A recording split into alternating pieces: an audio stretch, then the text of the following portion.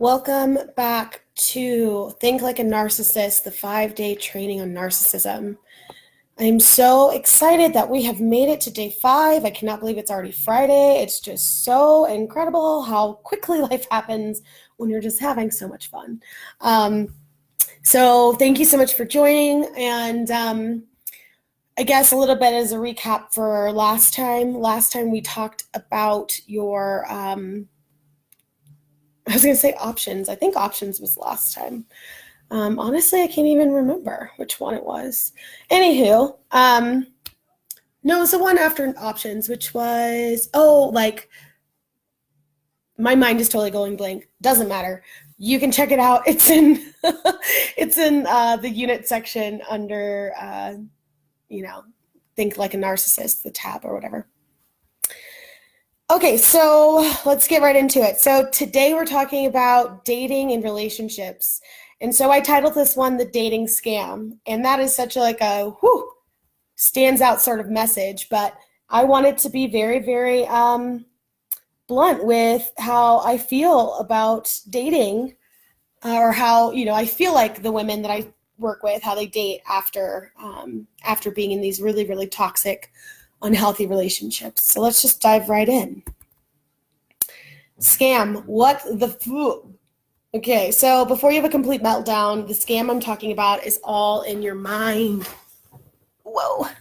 And honestly, if you're watching this, if you have been a part of my group for a while, if you're still struggling in relationships since your narcissistic ex-partner, even though you've been out of it, then you probably have bought into a series of different types of beliefs that may be controlling how you re-enter the dating scene and also how you look for relationships that matter, that are healthy.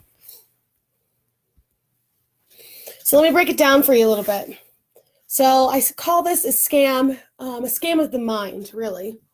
And that's because, do any of these thoughts belong to you? There's no way I'll ever allow myself to fall for a narcissist again. I don't know about you, but I definitely repeated that message all the time. I was so afraid that I was going to be in another narcissistic relationship that I swore to myself that I would never be in another one again. Truth be told, even after saying that statement, I'm pretty sure I dated like 3 of them. So it's just a false reality, I guess, that you've kind of created in order to protect yourself. But if you don't have any steps or any plans in place to not date a narcissist again, how do you know that you're dating a narcissist? And so that's why it's like a kind of a scam. Another one is like, what if all men are narcissists or psychopaths or addicted to something? Yes, this is how it feels, especially if you've only been in unhealthy relationships. But really, in reality, kind of like if you remember from, I believe, the first video, I did that little weird pie chart, and psychopaths are only like 0.1% of the population. Narcissists are like 9% of the population. And then like addicts are like 38% of the population or something like that. So the chances are of you being in one of these relationships is actually less than 50%. So this is not necessarily a true statement. It's just something that you've been taught to believe in, which is going to interfere with how you end up dating or find relationships moving forward. Another belief: there is no way anyone's going to want me. I am damaged goods. I don't know about you, but I felt so crazy. I felt just out of touch. I felt completely blindsided and just damaged after my narcissistic relationships. And so I really didn't think that anybody would want me because I believed that I would be able to have a healthy relationship at that point in time. I really don't think anyone else will love me, or I really don't think anyone else will love someone like me. Sorry, I was like, why can't I read that? And yeah, again, kind of going back to the damaged goods, kind of going to this belief that maybe you're not good enough, because if this person could treat you this horribly, even though you gave them the world, then clearly you're not good enough. And so why would you think that anyone would love someone like you? I'm destined to be alone because you keep being in horrible relationships. So it's like, obviously relationships are just not for you. I'm not ready. you're still kind of working through some of the stuff that you might have been working through for the last 5 years, even after being out of the relationship. And so this is a really great way for your brain to protect you from another harmful relationship, so you're just not ready. I don't trust myself to make the right choices, which is, again, another excuse to protect yourself from re-entering the dating scene, which also yields avoidance. And then my picker is way off. Same thing. And honestly, these things are all, they feel factual because you have experience in all of them, right? These aren't just like things or thoughts that your brain just kind of came up with. No, like these are experiences that you had from your narcissistic relationship that you've carried on, either because he told you or she told you, or just from witnessing the entire relationship unfold. And so it feels very real. So how do you respond if you have these beliefs, right? Maybe you just dismiss any male who's nice to you and you just say that they're up to something. I don't know about you, but I used to think that all the time. Like, oh, they're too nice. They must want something. Oh, here it comes. The shoe's about to drop or whatever. Maybe you don't even try to put yourself out there in order to find new love, because why would you do that? All men are bad anyway, right? So you have this belief that suggests that men are just horrible people. And no matter what, they're all liars, they're all cheaters. You put them in the extreme categories, which truthfully, that's not even reality at all, but based off of your experience, because I've talked to a lot of women of all different ages, and I would say like 90% of them who are still struggling in relationship have not found have never been in a healthy relationship. 90% of the women I've spoken to, and we're talking hundreds, who did not already find love, and we were talking about their evolution or whatever, but the ones who were kind of still in the thick of it, almost 90% of them said they had never had a healthy relationship before. That blew my mind. So why would you not think that all men were bad? And why wouldn't you respond in that way and not really put yourself out there to meet bad men if all of them are bad? How about this? Are you dating and having fun? So you're putting yourself out there, having some fun, but you will not let your guard down enough to actually find true love. So maybe you are, as the moment someone gets a little too close, you back away, or maybe you're really like tough. So you have fun, but then if they do anything that seems like a red flag to you, your tough guard goes up, and so you become really maybe aggressive. Or what about this little visual? You found a great guy and you've chosen to be committed, but then in the middle of the relationship, you find yourself doing things like checking his phone, questioning his inflections or his pauses, just based on how he's telling a story, freaking out if he doesn't text you back right away or comes home at 7:45 when he told you 7:30. Now, this was a reality. When I first started dating my current boyfriend, Eric, I was a wreck. I was so concerned that I was going to end up with another narcissist. I was so fearful of that. And, even though I knew that because of my mindset, the statistics were a lot lower, because I knew what I was looking for, because I had the tools and the resources to make sure that that didn't happen. It didn't mean that, even though with all that stuff, even though I had all of the support behind me to make sure that I did not end up with another narcissist, I still had the feeling, I still responded to him as though he was or could be. So I got really anxious if I didn't hear from him. I was like, I never checked his phone, that's not my thing, but like I definitely was like always, especially being a therapist and a coach, I was always kind of trying to read in between the lines to see if he was lying to me, or manipulating me, or whatever. And so I drove myself nuts probably for the first, I'd say, year of our relationship, just trying to weed out the fact that he wasn't a narcissist. We've been together now for 2.5 years, and if there are signs, then I am just completely dull and daft, but I don't think there are, and I'm not going to live my life like in that way. If something comes up and he ends up being less than what I know I deserve and less than what I know I desire for a partnership, then I'm out of there. I have that strength now. But back then I would think about this all the time. I'd freak myself out all the time. So, and this is why I call it a scam. So your toxic exes have given you a guide for how to behave in unhealthy relationships. And naturally, you're going to be tempted to use those same behaviors in a healthy relationship. Of course, you're crazy, right? Using behaviors from your past in your present, even though the situations are completely different, is basically crazy. But can I just tell you that this is how all of us as humans interact? And the truth is because the ego stores these memories and these experiences, or the subconscious really stores the memories and these experiences in order to help protect you from future attack. A lot of the times we use our, protective mechanisms or defense mechanisms that we learned as children that protected us then as adults, which is why it creates a lot of anxiety, which is why it creates a lot of fear, which is why we don't necessarily respond in the most healthy ways. And, if you ended up in these toxic relationships, just think about that little girl, who has just been kicking and screaming in this relationship, trying to figure out why she's so confused and why she keeps getting hurt.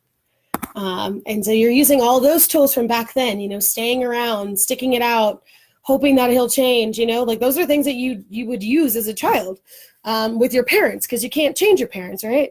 You hope that they change. You hope they stop drinking. You hope that they are nicer to your mom or your dad, but they that doesn't change. But as an adult, we still use those same tools in our relationships, even though we have the capability and the strength and the choice to get the fuck out of Dodge. Okay. So it's really important to understand that this is why dating can be a scam, because you are not looking at dating in the right way.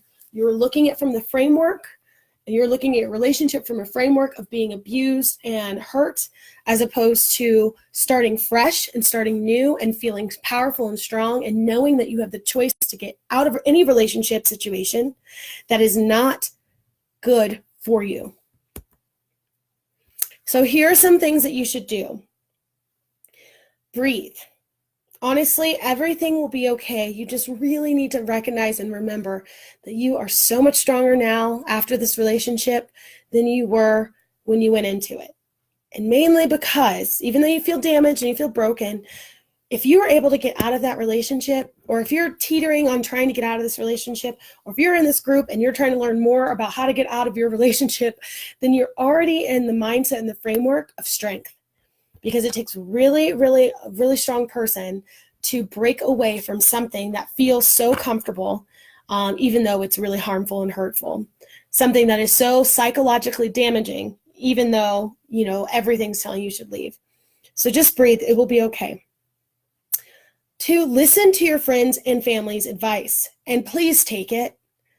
One thing that I recognize with all, and I'm using ALL, all caps, which I wish I could type. I should have typed that on here. All of my relationships prior to my current relationship, none of my friends liked them. My mom always had a hunch. My dad always was iffy. All of them. If that's not saying something, then my goodness, wake up. Your friends can see things that you can't see. And so it's so important to listen to their advice. Take what they're saying to heart. Recognize that they would not be saying this if you were in a healthy relationship. They don't want you to fail. They don't want you to be damaged. They don't want they're not trying to they're not jealous. It's none of that. It just means that they can see so much more than what you can see. And the one phrase I find that women say all the time, and I said it too, was well, you just don't know him. You just don't see all the sides of him that I do. I don't need to see all the sides of him. You complain to me every single week about how he keeps hurting you. And then when I'm around him, he makes me feel uncomfortable. Therefore, I put it together. He's probably unhealthy. And so stop using those excuses.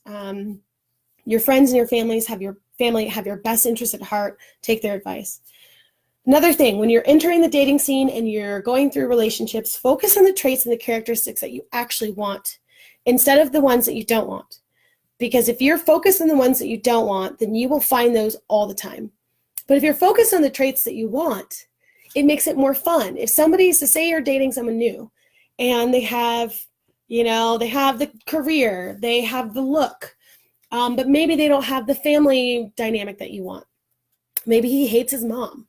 Okay. Typically that would be a red flag, by the way. But outside of red flags, if that's not something that you value, like you value family and closeness in those relationships, then maybe that's not the person for you. And that's okay, because honestly, we're just trying to find one good person so that we can be in a partnership. We're not trying to find multiple people, unless you swing that way, and that's on you. No big deal. No judgment here. But you're going to want to just date with ease, be in a relationship with ease. You're allowed to exit a relationship if it isn't working, and you're allowed to date other people if it isn't working. I mean, it doesn't have to be this big deal. I think we made it into this big deal back in the day when people were getting married at 13 and you had to find a partner right then and there. But now that we're all grown-ass women, have our own careers, doing big things, then why wouldn't we be more selective with the men that we allowed into our lives, the men that actually could support us? And so you just need to focus on the characteristics and the traits that you want. Do not go and focus on the ones that you don't, because again, you'll find them. Take your time and have fun. Now, this is really important. When I say take your time, I mean go slowly.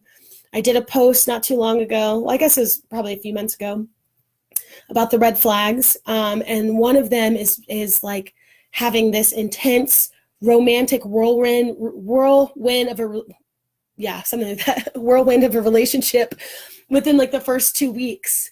And, oh my God, he swept me off my feet. He's everything I'm looking for, blah, blah, blah. Not that doesn't happen with good guys, but with good guys, I feel like it's more subtle. They don't feel like this pressure to like try to get you, before their personality shifts, unlike narcissists who have to get you. That's why they love bomb you, and they are everything you ever wanted. And typically that happens within the first month.